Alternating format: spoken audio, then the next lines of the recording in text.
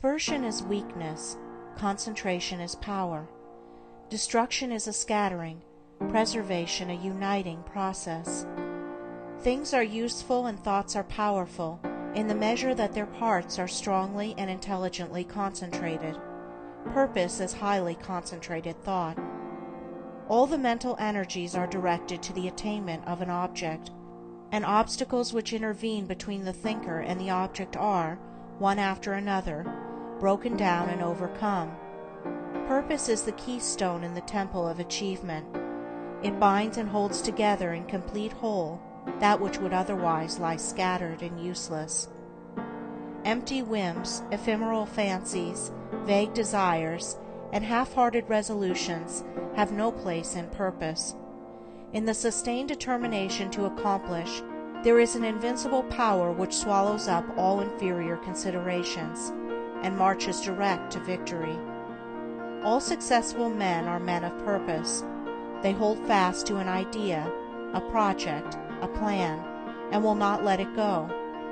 They cherish it, brood upon it, tend and develop it, and when assailed by difficulties, they refuse to be beguiled into surrender. Indeed, the intensity of the purpose increases with the growing magnitude of the obstacles encountered.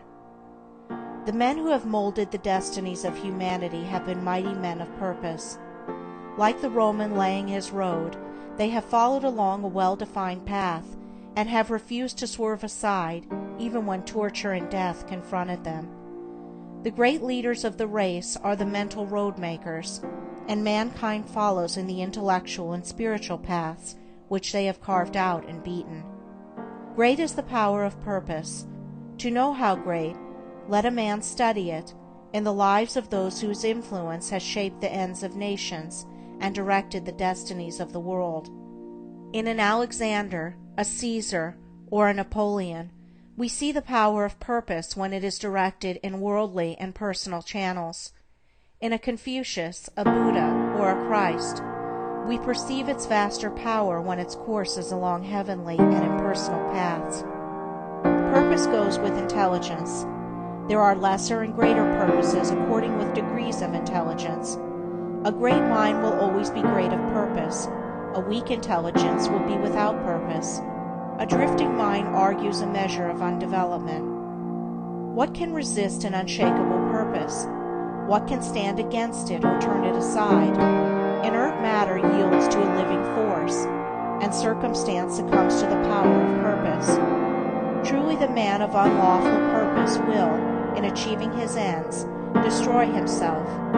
But the man of good and lawful purpose cannot fail. It only needs that he daily renew the fire and energy of his fixed resolve to consummate his object. The weak man, who grieves because he is misunderstood, will not greatly achieve. The vain man, who steps aside from his resolve in order to please others and gain their approbation, will not highly achieve.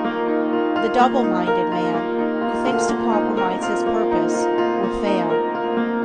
The man of fixed purpose who, whether misunderstandings and foul accusations, or flatteries and fair promises, rain upon him, does not yield a fraction of his resolve, is the man of excellence and achievement, of success, greatness, power. Hindrances stimulate the man of purpose. Difficulties nerve him to renewed exertion.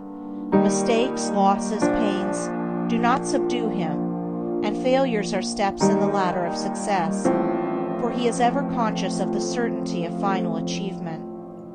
All things at last yield to the silent, irresistible, all-conquering energy of purpose.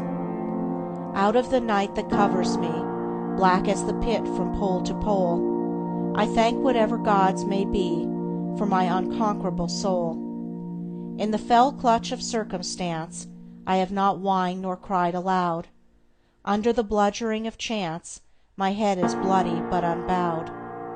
It matters not how strait the gate, how charged with punishment the scroll, I am the master of my fate. I am the captain of my soul.